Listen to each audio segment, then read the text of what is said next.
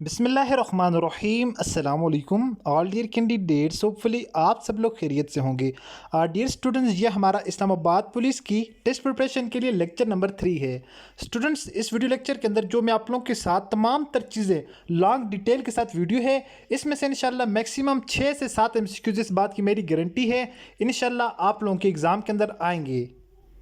Student, इस video lecture के अंदर मैं आप लोगों के साथ पाकिस्तान जनरल नॉलेज के, इसके अलावा very important repeated question Islamic study के, और इसके अलावा कुछ मैथमेटिक्स के, एप्टीट्यूड रीजनिंग के, कंसेप्चुअल, और इसके साथ आप लोगों को प्रैक्टिस वर्क भी प्रोवाइड करने वाला हूं। So let's started our today video lecture.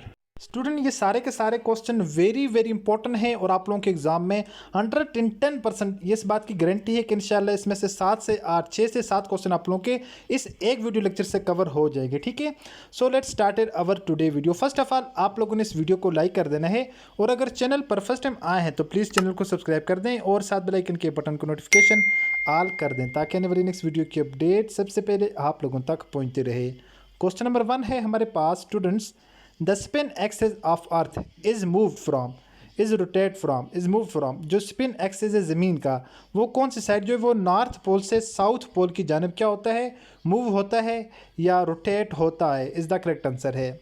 Next जो सेकंड नंबर पर हमारे पास क्वेश्चन है जी, after the battle of Plassey the British annexed, annexed का मतलब होता है मुंसलिक होना। ठीक है जी, यानी जंग प्लासी के बाद जो जो ब्रिटिश थे वो किस चीज़ के साथ मुंसलिक हो गए, तो वो बंगाल के साथ मुंसलिक हो गए थे। ठीक है, एक्चुअल में ऐसा हुआ था कि जो जंग प्लासी हुई थी उसके बाद British East India Company take control on Bengal in 1772 के अंदर, जो फिर उन लोगों ने 1757 में क्योंकि जंग हुई थी, उसके बाद जो ईस्ट इंडिया कंपनी है, ईस्ट इंडिया कंपनी ने जंग प्लासी के बाद जो है एनेक्स कर लिया, मुंसलिक हो गई किस चीज़ के साथ, बांग्लादेश के साथ मुंसलिक हो गए। तो ये वाला क्वेश्चन जो है वो most of the time paper के अंदर रिपीट हो चुका है। उसके बाद स्टूडेंट हमारे पास जो नेक्स्ट इंपॉर्टेंट क्वेश्चन है, deepest ocean in the world, दुनिया के अंदर सबसे जो गहरा ओशन है, ओशन मीन समुद्र, ठीक है, वो कौन सा है।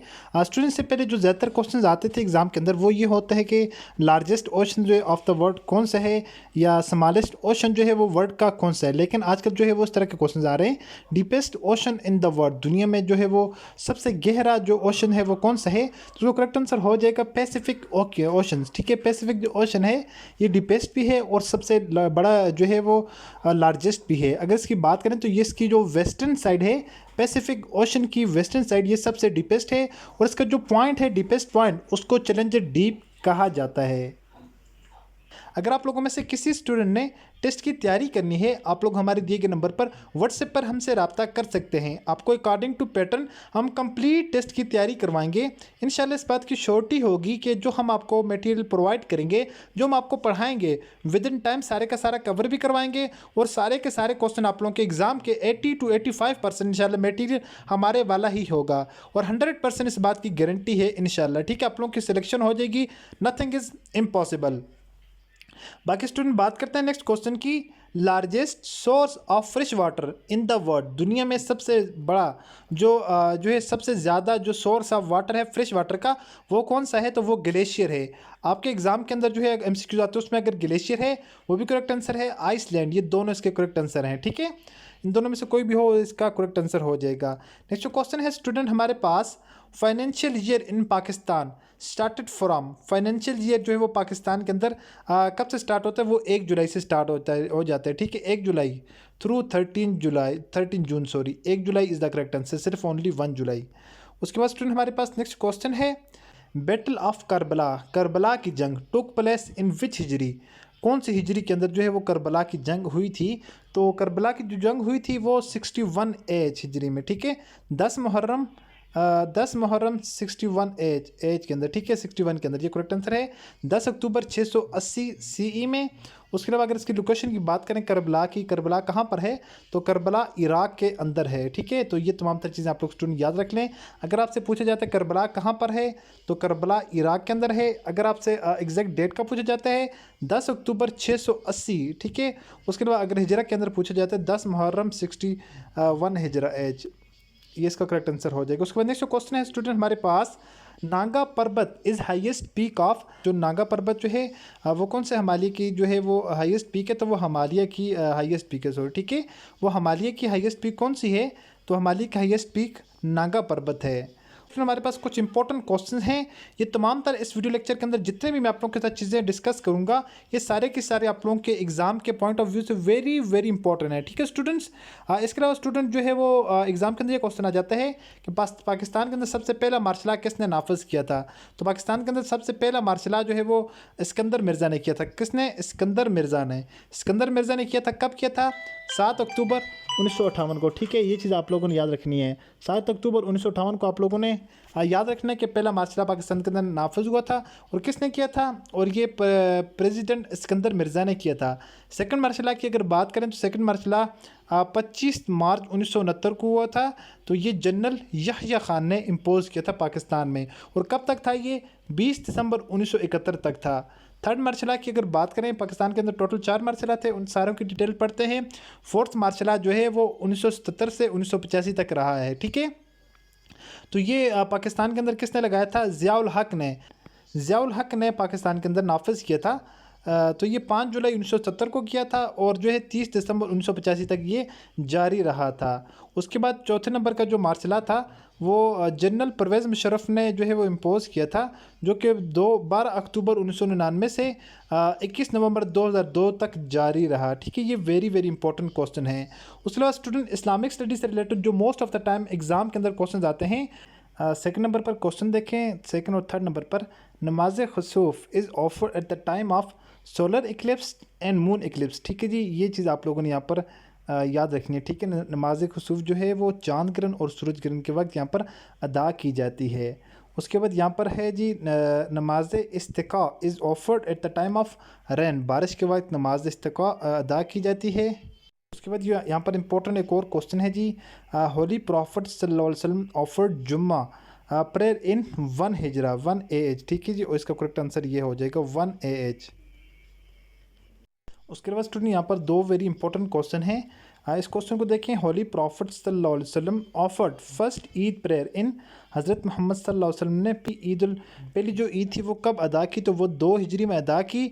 उसके अलावा जो ईद नमाज इज़ वाजिब, नमाज ईद इज़ वाजिब, ईद की नमाज जो है वो वाजिब है। वेरी इंपॉर्टेंट क्वेश्चन है। उसके बाद स्टूडेंट हम यहाँ पर कुछ जो है इंपॉर्टेंट क्वेश्चन पढ़ने वाले हैं। इनमें से जो है वो 1 या 2 MCQs इन चार में से लाजमी आते हैं। ठीक है, जो इमाम हैं, इमाम के बारे में इनकी जो फेमस बुक हैं उनके बारे में, इनके जो फेमस काम है उनके बारे में यहाँ पर एक क्वेश्चन लाजमी आता है। इमाम अबू हनीफ़ा रहमतुल्लाह अलैह। ठीक है, 699 से 767 तक। ये चीज़ नंबर 1 पर आप लोग याद रख लें। और इनका जो ग्रेट कारनामा था जो वो अल-फ़िक़्ह। ठीक है, अल-फ़िक़्ह वो किसने उनको कंपाइल किया था? तो अल-फ़िक़्ह इमाम अबू हनीफ़ा रहमतुल्लाह अलैह। ठीक है जी, अल-फ़िक़्ह एंड अल-अकबर, ये वाला वेरी इंपॉर्टेंट है।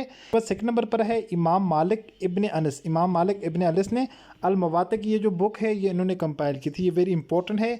711 से 795 तक इनका दौर रहा है। ठीक है, CE 711 से 795 तक इनका दौर रहा है। फर्स्ट वाले का 600 इमाम अबू हनीफ़ा रहमतुल्लाह अलैह का 699 से 767 तक। और इमाम मालिक बिन अनस जो करेक्ट आंसर है वो 711 से 795 तक। और इनकी जो इन्होंने जो बुक कंपाइल की है वो अल मवाता है। ठीक है, वेरी इंपॉर्टेंट क्वेश्चन है। इसके अलावा थर्ड नंबर पर अगर हम बात करें इमाम अल शाफ़ी जो का जो दौर है वो 767 से 820 तक की। एक ये चीज़ आप लोगों ने याद रखनी है। ठीक है, तो इन्होंने इनकी जो है वो किताब वो है अल रिसाला और किताबुल उम, ये 2 इनकी जो है वो बुक हैं। ठीक है, वेरी इंपॉर्टेंट है। इनके बारे में एग्ज़ाम के अंदर लाजमी क्वेश्चन आता है। और फोर्थ नंबर के ऊपर है इमाम अहमद बिन हम्बल। इमाम अहमद बिन हम्बल जो है ये 780 से 855 तक ये इनकी डेट है। तो इनकी जो बुक है उसका नाम है अल मुस्नद। ये इनका सबसे इम्पोर्टेंट कारनामा है। उसके बाद स्टूडेंट हम आ जाते हैं जी nick name of the country. कुछ कंट्रीज़ हैं जिनके निक नेम हैं ये वाले। इनमें से 1 या 2 क्वेश्चन लाजमी आप लोगों के एग्ज़ाम के अंदर आते हैं 100%। ठीक है स्टूडेंट, इसमें हमारे पास सबसे पहले क्वेश्चन है लैंड ऑफ फ़ेरोज़ मीन के फ़िरौनों की सरज़मीन किसे कहा जाता है? फ़ेरोज़ को। तो ये इब्ट को कहा जाता है। ठीक है, इब्ट। लैंड ऑफ राइजिंग सन किसको कहा जाता है? तो land of rising sun Japan को कहा जाता है। ये वाला क्वेश्चन मोस्टली रिपीटेड है। थर्ड नंबर पर है जी लैंड ऑफ स्माइल्स। तो ये किसको कहा जाता है? तो ये थाईलैंड को कहा जाता है। ठीक है, उसके बाद नेक्स्ट जो क्वेश्चन है हमारे पास लैंड ऑफ 1000 आइलैंड। तो ये इंडोनेशिया को कहा जाता है। ये वेरी इंपॉर्टेंट क्वेश्चन है। उसके बाद नेक्स्ट क्वेश्चन है question number 5 land of milk and honey. Land of milk and honey जो है ये इसराइल या फ़लस्तीन को कहा जाता है, ठीक है, इसराइल एंड फ़लस्तीन को। सो नेक्स्ट जो है land of the free, land of free तो ये यूनाइटेड स्टेट को कहा जाता है। उसके बाद स्टूडेंट जो है लैंड ऑफ द ब्रेव, तो स्टूडेंट लैंड ऑफ ब्रेव ये स्कॉटलैंड को कहा जाता है। उसके अलावा land of long white cloud ये न्यूजीलैंड को कहा जाता है। उसके अलावा लैंड ऑफ मेपल लीफ तो ये कनाडा को कहा जाता है, ठीक है। ये वाला question most of the time repeat किया गया है एग्ज़ाम के अंदर। उसके बाद नेक्स्ट क्वेश्चन है लैंड ऑफ मिडनाइट सन, ये नॉर्वे को कहा जाता है, आधी रात का सूर्य, मिडनाइट सन ये नॉर्वे को कहा जाता है।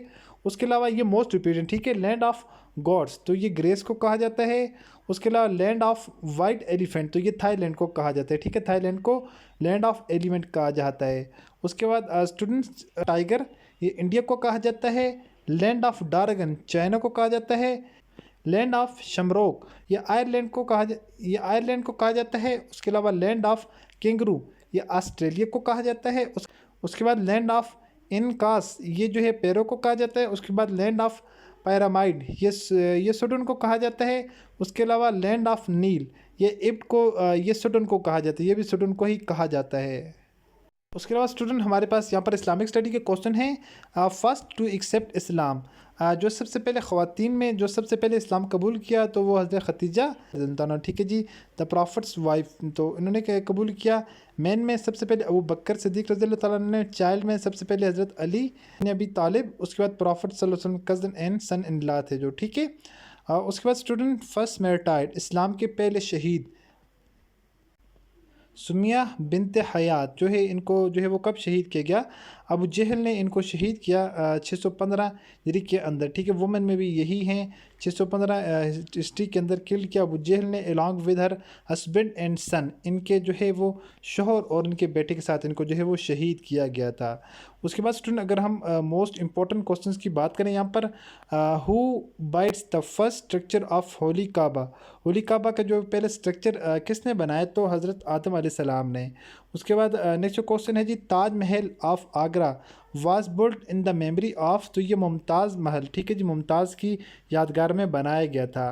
नेक्स्ट क्वेश्चन है जी, where is the headquarter of International Committee of the Red Cross location, Red Cross location का जो इंटरनेशनल हेड क्वार्टर है वो कहाँ पर है? तो वो जिनेवा के अंदर है। उसमें नेक्स्ट क्वेश्चन है, which is the capital of Sri Lanka, Sri Lanka का कैपिटल कौन सा है? तो कोलंबो जो है वो श्रीलंका का कैपिटल है, Colombo, Colombo is the capital of Sri Lanka. उसके बाद स्टूडेंट हमारे पास नेक्स्ट क्वेश्चन है, what is the name of the common salt, common salt का नाम क्या है? सोडियम क्लोराइड इसका जो है वो कॉमन साल्ट है जिसका फार्मूला NaCl है। उसके बाद नेक्स्ट क्वेश्चन है जी, the Greenwich is located near, the Greenwich जो है वो कहाँ पर नज़र आता है? तो ये लंदन के अंदर नज़र आता है। उसके बाद नेक्स्ट क्वेश्चन है, on what date world populations day is observed, कौन से दिन को जो है वर्ल्ड पॉपुलेशन डे जो है अब मनाया जाता है? तो ये 11 जुलाई को एवरी ईयर मनाया जाता है।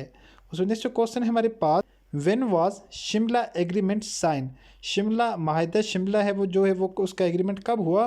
तो वो 1972 में हुआ। उसके बाद स्टूडेंट यहाँ पर कुछ इंपॉर्टेंट क्वेश्चंस हैं जिनके अंदर ये है कि किसी खेल के अंदर कितने खिलाड़ी होते हैं, तो ये वाला मोस्ट इंपॉर्टेंट क्वेश्चंस है। ये हर मरतबा एग्ज़ाम के अंदर इसमें से एक क्वेश्चन लाजमी आता है, ठीक है। अगर बात करें फुटबॉल की, तो फुटबॉल के अंदर 11 प्लेयर होते हैं और दोनों टीमों के अंदर 22 प्लेयर होते हैं, ठीक है। एक टीम को पूछते हैं कि एक टीम में कितने प्लेयर खेलते हैं, ठीक है।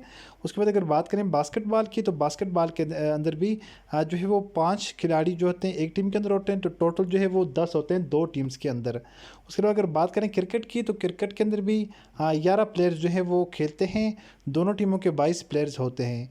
बात करें अगर टेनिस की स्टूडेंट, तो टेनिस के अंदर जो है वो एट अ टाइम कितने 2 प्लेयर जो है वो एक साइड के होते हैं, तो 4 प्लेयर जो है वो डबल साइड दोनों साइड्स के होते हैं। वॉलीबॉल के अंदर बात करें तो 6 प्लेयर जो है एक टीम के होते हैं, तो 12 जो है वो 2 टीमों के होते हैं। अगर बात करें टेबल टेनिस की स्टूडेंट, तो टेबल टेनिस जो है वो 2 प्लेयर पर टीम के होते हैं, तो दोनों साइडों से कितने होते हैं? 4 प्लेयर्स होते हैं। रग्बी की, तो इसमें जो है 15 खिलाड़ी एक टीम के होते हैं, तो 2 टीमों के 30 होते हैं। उसके बाद अगर बात करें बेसबॉल की, तो स्टूडेंट बेसबॉल के अंदर 9 खिलाड़ी जो है वो एक टीम के होते हैं और 18 खिलाड़ी जो है वो टोटल दोनों टीमों के होते हैं। बात करें अगर स्टूडेंट सॉफ्ट बॉल की, तो सॉफ्ट बॉल के अंदर 10 प्लेयर जो एक टीम के होते हैं और 2 टीमों के अंदर 20 यहाँ पर प्लेयर होते हैं। उसके अलावा स्टूडेंट अगर बात करें हॉकी की, तो हॉकी जो है, हॉकी के अंदर 11 खिलाड़ी जो है वो एक टीम के होते हैं, 22 प्लेयर जो दोनों टीमों के होते हैं। उसके अलावा स्टूडेंट अगर बात करें हम लेक्रस की, तो लेक्रस के अंदर लेक्रस की बात करें तो लेक्रस के अंदर 10 प्लेयर जो है वो एक टीम के होते हैं, 20 जो है वो खिलाड़ी टोटल ओवरऑल होते हैं। अगर बात करें स्टूडेंट गोल्फ़ की, तो गोल्फ़ के अंदर जो है वो इंडिविजुअल जो है वो खेला जाता है, उसमें कोई जो है वो प्लेयर या कोई उसमें टीम वाला प्रोसेस नहीं होता, ठीक है। इंडिविजुअल प्लेयर्स एक ही जो है वो एट अ टाइम खेल रहा होता है। उसके अलावा अगर बात करें स्टूडेंट बॉक्सिंग की, तो बॉक्सिंग के अंदर भी जो है वो टीम्स वाला सिस्टम नहीं होता, जस्ट इंडिविजुअल प्लेयर ही खेलते हैं। और इसके अलावा अगर बात करें स्विमिंग की, स्विमिंग के अंदर भी जो है इंडिविजुअल ही प्लेयर्स खेल रहे होते हैं। चेस के अंदर भी जो है वो इंडिविजुअल प्लेयर्स ही खेल रहे होते हैं, उस पर कोई जो है वो टीम वगैरह नहीं होती। इसके अलावा स्टूडेंट यहाँ पर कुछ ऑर्गेनाइजेशंस हैं जिनको पाकिस्तान ने कब ज्वाइन किया, ठीक है। ये वाला वेरी इंपॉर्टेंट क्वेश्चन है आप लोगों के एग्जाम के पॉइंट ऑफ व्यू से, ठीक है। Here are the some organisation of Pakistan join some international organisations, ठीक है। ये वाली चीज़ आपको कहीं से भी नहीं मिलेंगी और ये वेरी इंपॉर्टेंट है। पाकिस्तान ने जो है वो शंघाई कॉन्फ्रेंस जो ऑर्गेनाइजेशन है, ठीक है, अनाउंसड इन 2015 में अनाउंस हुई थी। पाकिस्तान ने उसको 2017 के अंदर ज्वाइन किया था। अगर बात करें यूनाइटेड नेशन ऑर्गेनाइजेशन की, एक तो नंबर 1 पर आप लोगों ने ये भी पढ़नी है कि ये ऑर्गेनाइजेशन कब बनी, पाकिस्तान ने कब ज्वाइन किया, ये वाली वेरी इंपॉर्टेंट है। यूनाइटेड नेशन की अगर बात करें, अक्टूबर 30 1947 को पाकिस्तान ने ज्वाइन किया। उसके बाद अगर हम बात करें नेक्स्ट की, तो कॉमनवेल्थ हेल्थ ऑर्गेनाइजेशन जो है वो कॉमनवेल्थ 14 अगस्त 1947 को पाकिस्तान ने फाउंडेड मेंबर, यानी पाकिस्तान उसको बनाने वाला जो है वो मेंबर भी था, ठीक है। लेफ्ट इन 1972 एंड रीज्वाइन इन 1989, पाकिस्तान ने उसको 1972 में लेफ्ट कर छोड़ दिया था एंड दोबारा जो है वो 1989 के अंदर पाकिस्तान ने उसको ज्वाइन कर लिया था। अगर बात करें हम south Asian association for regional corporation, तो ये सारे की जो ऑर्गेनाइजेशन है वो 8 दिसंबर 1985 को पाकिस्तान ने ज्वाइन किया था, ठीक है। फाउंडिंग मेंबर भी है, मीन के पाकिस्तान ने इसको बनाया भी है, ठीक है। उसको बनाने के लिए पाकिस्तान का भी किरदार है। उसके बाद अगर स्टूडेंट बात करें हम इकोनॉमिक कॉरपोरेशन, जिसको ECO कहा जाता है, 1985 के अंदर पाकिस्तान ने बनाया। पाकिस्तान ख़ुद भी इसके जो है वो फाउंडिंग मेंबर भी है, ठीक है। मीन के पाकिस्तान ने इसको बनाने में अहम किरदार अदा भी किया। उसके बाद OIC है, जिसको ऑर्गेनाइजेशन इस्लामिक कॉन्फ्रेंस कहा जाता है, इसको भी पाकिस्तान ने ख़ुद मिलकर बनाया था। 1969 के अंदर इसको पाकिस्तान ने ज्वाइन किया था, ठीक है। उसके बाद बात करें association of ASEAN, association of southern east Asian Nations, तो ये है वो एक, तो ये डायलॉग पार्टनर है पाकिस्तान इसमें। 1893 में पाकिस्तान ने इसको ज्वाइन किया था। अंदर जो 5 साल थे वो कब स्टार्ट हुए थे, तो पहला 5 साल पाकिस्तान के अंदर फर्स्ट 5 ईयर प्लान 1950 से स्टार्ट हुआ था, 1955 तक ये कंटिन्यू रहा था, ठीक है। और अगर सेकंड की बात करें, तो सेकंड जो है वो 1955 से 1960 तक कंटिन्यू रहा था, सेकंड 5 ईयर प्लान, जिसको जो दूसरा 5 साल कहा जाता है। इसी तरह का स्टूडेंट अगर हम बात करें थर्ड 5 ईयर प्लान की, तो वो 1960 से 1965 तक तो ये था कंटिन्यू रहा था, थर्ड 5 ईयर प्रोग्राम। उसके बाद अगर बात करें फोर्थ 5 ईयर प्रोग्राम, तो 1965 से 1970 तक ये कंटिन्यू रहा था। ये जुलाई 1965 के अंदर स्टार्ट हुआ था। 5 साल 1970 से 1975 तक ये कंटिन्यू रहा था, ठीक है। उसके अलावा स्टूडेंट्स के अलावा 6 जो है वो 5 ईयर प्लान जो था वो 1975 से 1980। उसके बाद 7 जो है 1980 से 1985। उसके बाद स्टूडेंट जो है वो 8 5 ईयर प्लान, 8वां जो 1985 से 90, 9वां जो है 1990 से 1995। उसके बाद जो है वो 10th जो था 1995 से 2000 तक ये वो कंटिन्यू रहा था। स्टूडेंट्स आप लोगों ने जो फर्स्ट को याद रख लेना है। पहला जो है वो कहाँ से स्टार्ट हुए, तो बाकी 5-5 साल के प्रोग्राम थे। पहला 1950 से स्टार्ट हुआ, तो फिर आप लोग आगे 5-5 के गैप तक देख कर आप लोग आसानी से बाकी तमाम को याद कर सकते हैं। होपफुली स्टूडेंट आपको आज का मेरा वीडियो लेक्चर समझ आया होगा और आप लोगों के लिए वेरी वेरी इंफॉर्मेटिव और वेरी इंपॉर्टेंट वीडियो लेक्चर है, ठीक है। इस वीडियो लेक्चर के अंदर से मैक्सिमम चीज़ें इंशाल्लाह आप लोगों के एग्ज़ाम में आएंगी। होपफुली स्टूडेंट आप लोगों को तमाम तरह चीज़ें अच्छे तरीके से समझ आ चुकी होंगी। मिलते हैं नेक्स्ट वीडियो में इसी तरह एक और इन्फॉर्मेटिव वीडियो के साथ। अपनी दुआ में याद रखिएगा और देखते रहिएगा चैनल वे ऑफ लर्निंग। अल्लाह हाफिज़।